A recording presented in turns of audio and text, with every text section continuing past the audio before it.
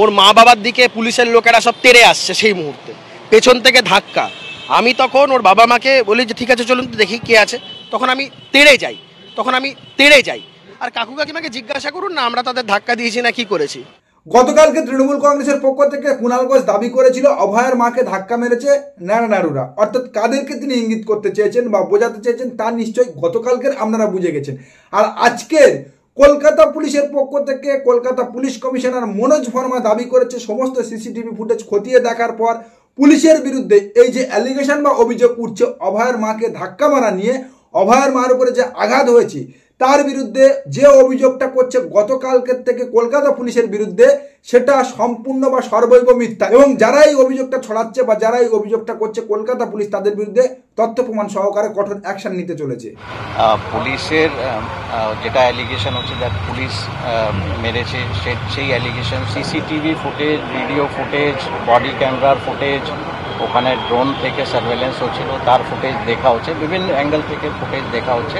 কিন্তু yes, it is a part of investigation and definitely আমরা ওটার তদন্ত করে দেখি। আর কলকাতা পুলিশ কমিশনারের এই দাবির পর ক্লিয়ার বা একদম পরিষ্কার হয়ে গিয়েছে যে কলকাতা পুলিশের পক্ষ থেকে গতকালকের অভয়ের মা বাবার উপরে কোনো রকম আঘাত হয়নি। সেটা কিভাবে হয়েছে, কেন হয়েছে তারা খতিয়ে দেখবে। কলকাতা পুলিশ তা তদন্ত করছে, সমস্ত সিসিটিভি ফুটেজ খতিয়ে দেখছে। আর তার ফলে সব থেকে বেশি হতাশায় পড়েছে আমাদের রাজ্যের বিরোধী দলনেতা শুভেন্দু অধিকারী মশাই এবং তার টিম। কারণ গতকালকের থেকে শুভেন্দু অধিকারী মশাই এবং তার টিম যেভাবে এই অভয়ের মায়ের উপরে হওয়া আঘাত নিয়ে রাজনীতি করছিল এবং কলকাতা পুলিশের ওপরে অ্যালিগেশন চাপাচ্ছিল, এমনকি মেরে ফেলা দেওয়ার চক্রান্ত বলে কলকাতা পুলিশকে যেভাবে কালিমা লিপ্ত করছিল, এবং যেটাকে সামনে রেখে শুভেন্দু অধিকারী গতকাল থেকে কলকাতা পুলিশ এবং কলকাতা পুলিশ কমিশনারকে অকথ্য ভাষায় ব্যক্তি আক্রমণ করে গালিগালাজ করছিল, তার সম্পূর্ণ পর্দা ফাঁস হয়ে গেল।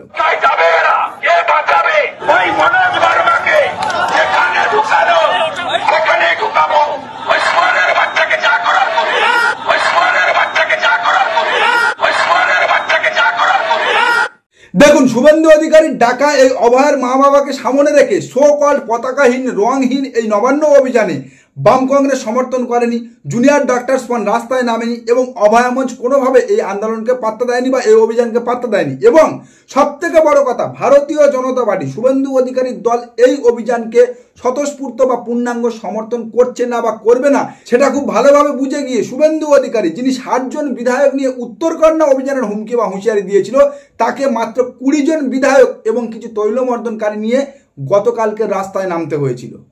আমরা প্রায় 20 জনের মতো এখানে জমায়েত হয়েছি। আমরা এখানে বিশ্ব আদিবাসী দিবস পালন করলাম। আমরা আর খানিকক্ষণ পরে এখান থেকে গিয়ে ডরিনাতে ওনার বাবা মার সঙ্গে অংশগ্রহণ করব। আর বাম বিজেপির সমর্থন না করা জুনিয়র ডক্টরস ফ্রন্টের রাস্তায় না নামা এবং অভয়া মঞ্চের পাল্টা কর্মসূচি রাখা আর শুভেন্দু অধিকারীর দল ভারতীয় জনতা পার্টির কাছ থেকে পূর্ণ সমর্থন না পাওয়ার ফলে শুভেন্দু অধিকারী অ্যান্ড টিম পরিষ্কার বুঝে গিয়েছিল কোনো বড়সড় ঘটনা, পুলিশকে উস্কানি দেয় এবং স্পর্শকাতর কোনো ঘটনা ঘটানো ছাড়া এই অভিযানকে হাইলাইট করা কোনোভাবে সম্ভব নয়। আর যে কারণে পূর্ব পরিকল্পনা এবং পরিকল্পনা অনুযায়ী কাজ, আর যার আভাস বা ইঙ্গিত শুরুতেই দিয়ে দিয়েছিল সজল ঘোষ। আন্দোলন বা অভিযান শুরু হওয়ার প্রথমেই ছন্ন ছাড়া অবস্থা দেখে সজল ঘোষকে যখন সাংবাদিকরা প্রশ্ন করেছিল তখন তিনি জানিয়েছিলেন পরিষ্কারভাবে, এখন প্রশ্ন করবেন না, অভিযানের শেষ পর্যন্ত দেখুন, তারপরে আমাদেরকে প্রশ্ন করুন।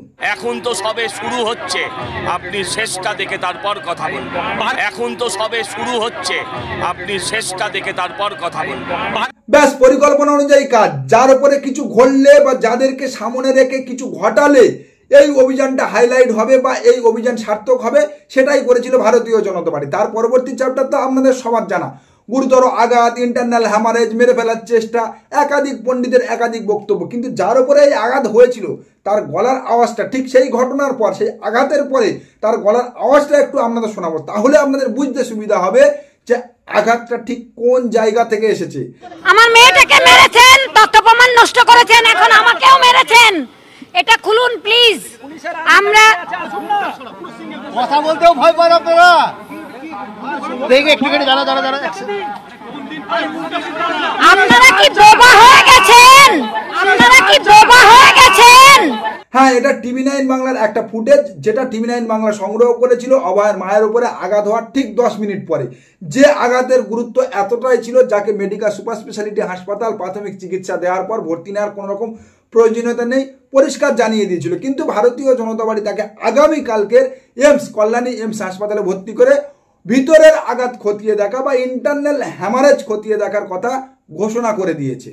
আচ্ছা, অভয় মায়ের উপরে যেখানে এই ঘটনা ঘটেছিল সেই পার্ক স্ট্রিট থেকে মেরেকেটে 900 মিটার দূরে বেলভিউ হাসপাতাল, 1 কিলোমিটার দূরে এসএসকেএম বা পিজি হাসপাতাল, 2.5 কিলোমিটার দূরে চিত্তরঞ্জন এবং মেডিকেল কলেজ হাসপাতাল। কিন্তু অভয়ের মায়ের আঘাত এতটাই গুরুত্বপূর্ণ ছিল, যিনি এতটাই অসুস্থ হয়ে পড়েছিল যে তাকে 13 কিলোমিটার দূরে মুকুন্দপুরে বাইপাসের পাশে প্রাইভেট মেডিকা সুপার স্পেশালিটি হাসপাতালে নিয়ে যেতে হয়েছিল, যেখানে নিয়ে যাওয়ার আগে অন্তত তিনটে প্রাইভেট সুপার স্পেশালিটি হাসপাতাল ছিল।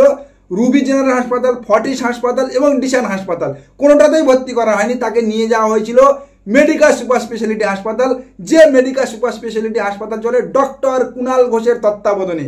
নামটা আরেকবার বলছি, কুণাল ঘোষ তৃণমূল কংগ্রেসের নয়, ডক্টর কুণাল ঘোষ, যিনি সবজান্তা গামচাওয়ালা এবিপি আনন্দের নিরপেক্ষ প্রতিনিধি হিসাবে প্রত্যেক সন্ধ্যায় ঘন্টাখানেক সঙ্গে সুমনের চাটাই গরম করেন। কিন্তু যে আশায় গতকালকের 13 কিলোমিটার রাস্তা পাড়ি দিয়ে শুভেন্দু অধিকারী অ্যান্ড টিম অভয়ের মাকে মেডিকা সুপার স্পেশালিটি হাসপাতাল, কুণাল ঘোষের তত্ত্বাবধানে চলা মেডিকা সুপার স্পেশালিটি হাসপাতালে ভর্তি করতে নিয়ে গেছিল, সে আশা তাদের পূর্ণ হয়নি। প্রাথমিক চিকিৎসা দিয়ে ভর্তি করার কোনো প্রয়োজনীয়তা নেই তারা জানিয়ে দিয়েছিল, কারণ শুভেন্দু অধিকারীর টিমের হয়তো জানা ছিল না বা তারা ভুলে গিয়েছিল যে কুণাল ঘোষের তত্ত্বাবধানে চলা এই মেডিকা সুপার স্পেশালিটি হাসপাতাল অভয় আন্দোলনের সময় থেকেই নাম লিখিয়ে রেখেছিল জুনিয়র ডক্টরস ফ্রন্টের তালিকাতে। আর যে কারণে তারা অনায়াসে ছেড়ে দিয়েছিল, কারণ তারা মিথ্যাটাকে সত্য করতে চায়নি। আর এতেই ক্ষুব্ধ হয়ে গিয়েছিল অভয়ের বাবা। ভর্তি কেন নেয়নি, তাদের আশা কেন পূরণ হয়নি?